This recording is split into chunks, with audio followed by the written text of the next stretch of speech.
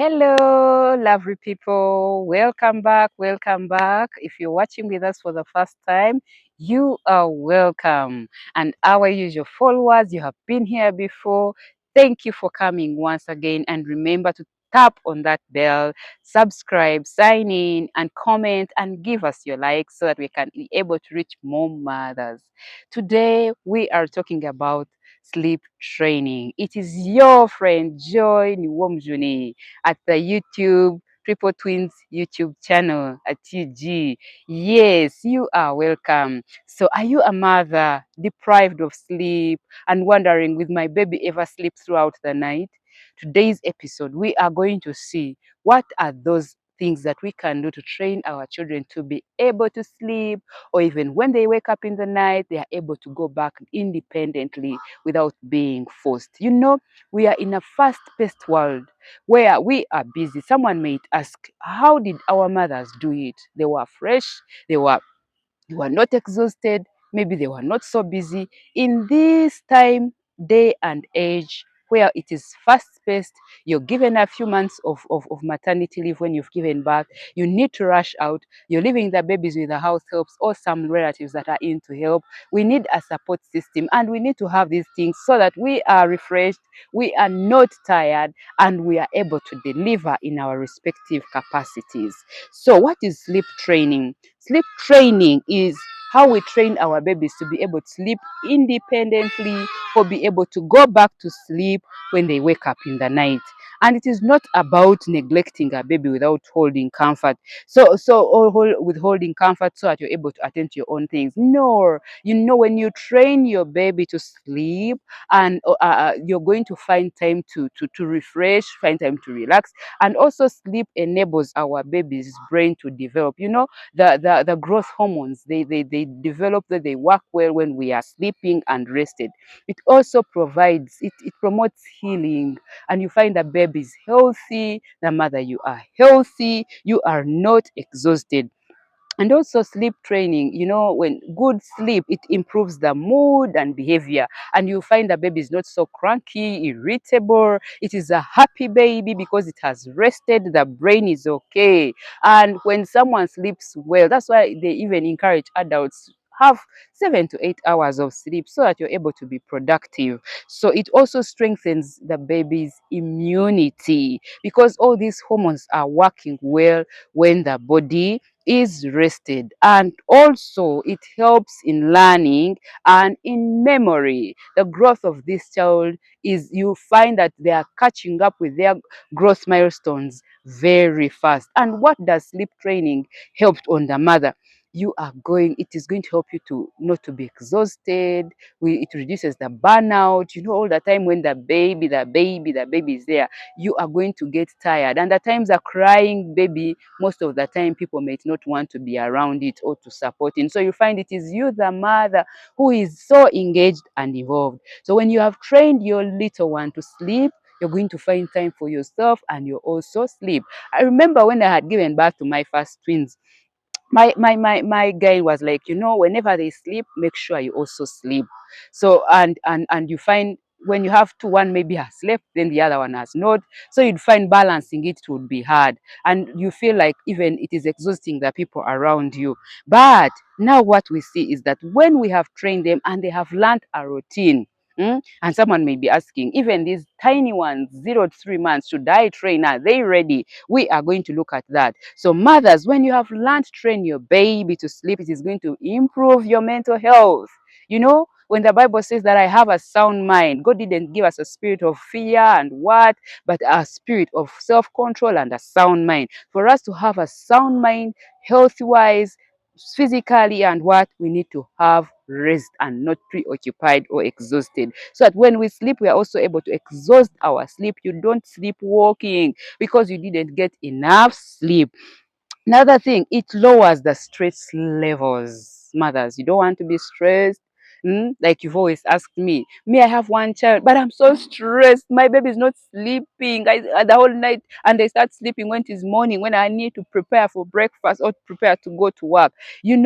When we are all able to sleep in the night and even train them not to feed in the middle of the night, then you're going to rest and you'll not be stressed. You will come out glowing and you're able to deliver even at work, and your family is happy, and it enhances productivity. When you are fresh, you have set your things, you're able to deliver because you feel fresh and healthy. Are we together? Strengthens family relationships. You're able to have time with your husband, with other children, because the other baby is resting. So at times we ask ourselves, before we start to train the babies to sleep, we need to ask ourselves a question: is the baby old enough to handle what I am going to do? Generally, we look at 0 to 3 months, not ready for sleep training. 4 to 6 months, many babies can begin learning these sleep habits. Under 6 months and above, most healthy babies can start structured sleeping. So, is my baby healthy for them to sleep well? At times, mothers, we are struggling with colic, and colic can be a stress. Ensure feeding needs are met before you start training or putting the baby to sleep. Even when you have fed, have you bumped the baby so that all the gas is out, they don't get the discomfort? Then you rule out illnesses, reflux. What do I mean by reflux? What they have taken, has it come back? All that, then the pain and the discomfort. Then you also consult a healthy provider who is concerned if the baby is not comfortable or they are sick. Because when they are uncomfortable, they are not going to sleep. So there are some common sleep challenges. Some of you might know them or what, but we need to look at them. Rocking baby to sleep every time you find you're swinging the baby, moving here and there, and the baby is not what? Sleeping. Then feeding the baby to sleep. You find when the baby has slept, at times you've not had enough time to bump it. Bumping is, I mean, putting maybe the baby on your shoulder and you massage slowly the back and is able to bring out the gas so that she sleeps comfortably. Because when the babies have gas, they are not going to find comfort in sleeping. Carrying baby for long periods. Teach the babies to rest down or have comfort places where they can relax from, so that it is not all the time in the baby. Even you, when they're carrying you here and there, the body gets tired. It's like you're exercising. Then frequent night waking. That frequent night waking, you want to feed the baby in the night. If you learn to feed them before they sleep and they are comfortable, satisfied, they will sleep well. At times we need maybe to change the diapers when they have passed the urine and what? Inconsistent bedtime routines. The older people in the house, when they let sleep, we are moving, we are busy in the house. Then also the babies, we keep them, the light is too much. You'll find that they will not have consistent time of sleeping. Too much screen exposure before sleeping. Mothers, we are busy attending to other things, or other babies are watching cartoons, so we want to leave the TVs, the screens, to be the ones to nurse the babies to sleep. That is not good for their development and for their growth, and it affects the routine to sleep. So healthy sleeping habits are built in different ways. One, we have to create consistent bedtime routine. And how do we create a consistent bedtime routine? We have to know that, we know in science the Pavlov law, where the dog would be trained to know that the food is there, and maybe the bell will ring and we know that the food is available. So how do we train these routines to our babies? You have to know that maybe I have to bathe the baby, change the pajamas, do the feeding, storytelling or a lullaby, then prayer and bedtime. So the baby is trained in knowing that whenever I bathe, I am changed and I am fed. I know that after this is sleeping time. Doing the same routine daily signals that sleep time is approaching, and it will train the baby's mind, and the brain is getting tuned to know that after these routines, it is sleeping time. So watch for the sleep cues as mothers, all the people that are taking care of these babies. It is a community in our homes. If you're not alone or a stay-home mom, or even when you have come in the evening and I know that the baby is going to sleep at this time, what cues are there. You watch out for the baby. Has it started yawning? Is it rubbing the eyes? Is it fusing? Reduced activity, and someone gets quiet. The one who was overplaying starts getting tired because they are sleepy, and then you guide the baby to sleep. Another thing is that you create a sleep friendly environment. Hmm? What is a sleep-friendly environment? It has to be a dark room, comfortable temperatures, minimal noise, and safe sleeping space. Is the bed organized, not stuffy? If they pass maybe urine, they didn't have the diapers. Is it dry? Is the room well aerated? And you don't have to leave on lights so that the baby knows when the lights are off and the place is comfortable, the temperatures are cool.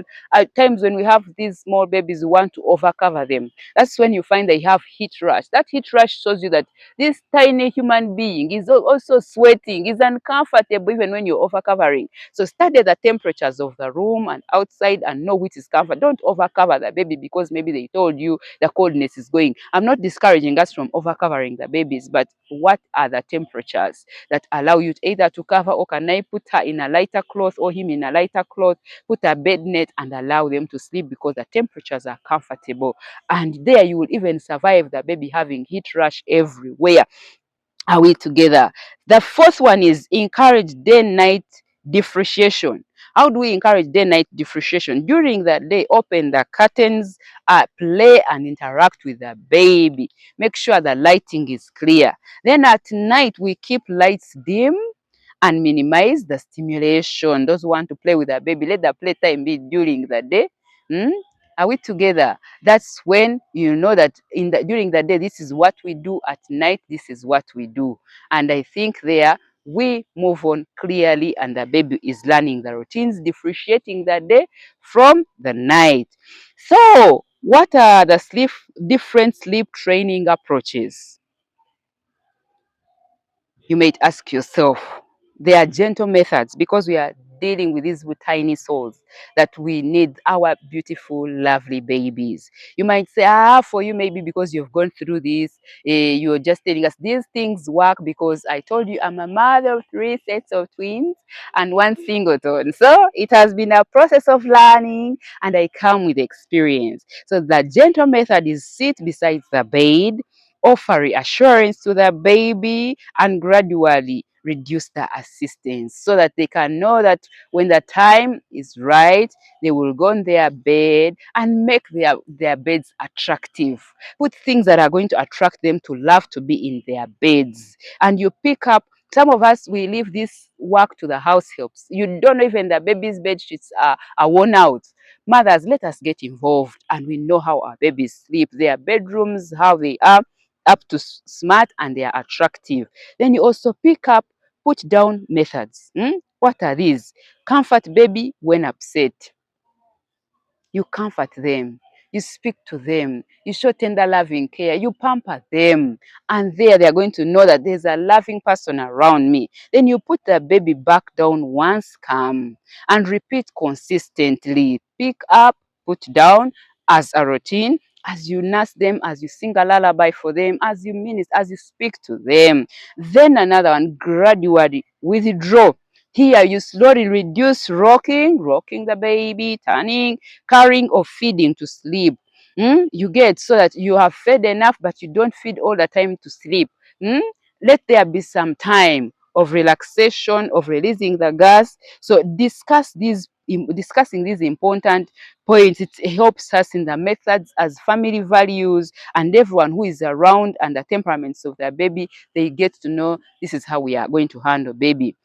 And there are some mistakes as parents that we make that we need to avoid, changing methods every day. We have said above that we need to keep routines. So if you have taught your baby that going to bed is always at 8, do those same routines so the baby gets the cues and is able to do what?